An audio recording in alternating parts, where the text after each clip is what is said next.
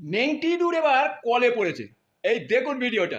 জ্বালানি সংকট সামলাতে এবার ভারতের সহযোগিতা চাইল বাংলাদেশ। বন্ধুরা, বাংলাদেশে কিন্তু জ্বালানি সংকট শুরু হয়ে গেছে। হ্যাঁ, এটাই স্বাভাবিক। কারণ কি, এই সংবাদ মাধ্যমে এসব খবর ছড়াবার সাথে সাথেই সাধারণ মানুষের মধ্যে একটা প্যানিক সৃষ্টি হচ্ছে এবং তারা সঙ্গে সঙ্গে মানে পেট্রোল পাম্পগুলোতে জড়ো হয়েছে এবং তেল সংরক্ষণের জন্য, এবং সেখানে একটা বিশৃঙ্খলা সৃষ্টি হয়েছে এবং মানে বাংলাদেশ সরকারও সঙ্গে সঙ্গে ঘোষণা করেছে কেউ অযথা তেল মজুত করবেন না।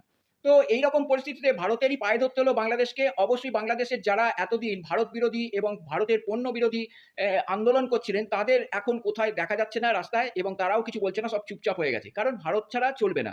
ভারত জিওপলিটিক্সে এমন একটা জায়গায় দখল করে আছে যে একটা গুলি এবং মিসাইল খরচা না করেও এসব ছোট ছোট দেশকে মানে একদম মানে হাতের মুঠোয় রাখতে পারে।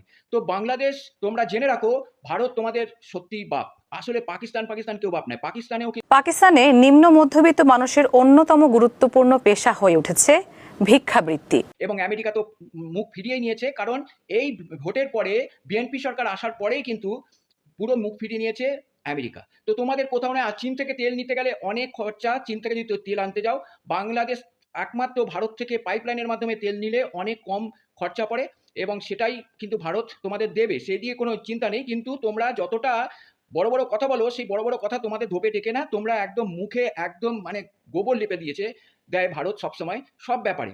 তাও তোমরা বলো, তা তোমাদের কোনো জাত নেই। তোমরা যখন মানে সংকটে পড়ো তখন পায়ে ধরো, আবার যখন সংকট উঠে যায় তখন মনে করো যে আমরাই হিরো। তোমরা কিচ্ছু নয়। তোমাদের একদমই মানে কি বলবো, একদম যাচ্ছে তাই। তোমাদের কোনো ক্ষমতাই নেই।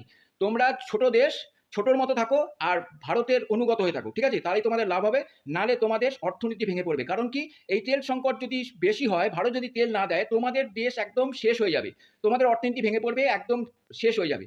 কিন্তু তোমরা সেটা কিছুই বোঝে না, সব অশিক্ষিত বেশি তোমাদের ওখানে, তার জন্যই তোমরা এই সমস্ত করো। এবং সেই নিয়ে বাংলাদেশে মানে ভোটে জেতার চেষ্টা করো। কিন্তু ভোটে জেতার পরেও এখন দেখা যাচ্ছে আবার যেসব মানে নেতারা এতদিন বড় বড় কথা বলছিল, তারাই এখন ভারতের দূতাবাসে গিয়ে মানে ইফতার পালন করছে। মানে কিরকম মানে এরা রং বদলায়, তবে চিন্তা করুন। অবশ্য রাজনীতিবিদরা এরকমই হয়, তবে বাংলাদেশের সাধারণ মানুষের এগুলো বোঝা উচিত, এবং জানি না কবে বুঝবে। অবশ্য কোনোদিনই বুঝবে না। এখনো পর্যন্ত খেলাতে তারা অন্য দেশকে সাপোর্ট করে, ভারতকে সাপোর্ট করে না, এবং সেখানেও তাদের একদম মুখে মানে কি হয়েছে, মানে কাদা লেপে দিয়েছে ভারত।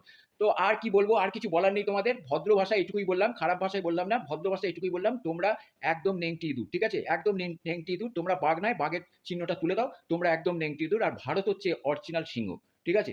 তা বন্ধুরা, ভিডিওটা কেমন লাগলো অবশ্যই লাইক করবে ভারতবাসী হলে। আর যারা বাংলাদেশের লোক, তারা তো দেখছো, তোমাদের কিছু বলার নেই। তো তোমরা চুপচাপই থাকো। তো যদি যারা নতুন দেখছো, তারা অবশ্যই সাবস্ক্রাইব করো। আর কি বলবো, তো আজকের মতো এখানেই আসি। ধন্যবাদ।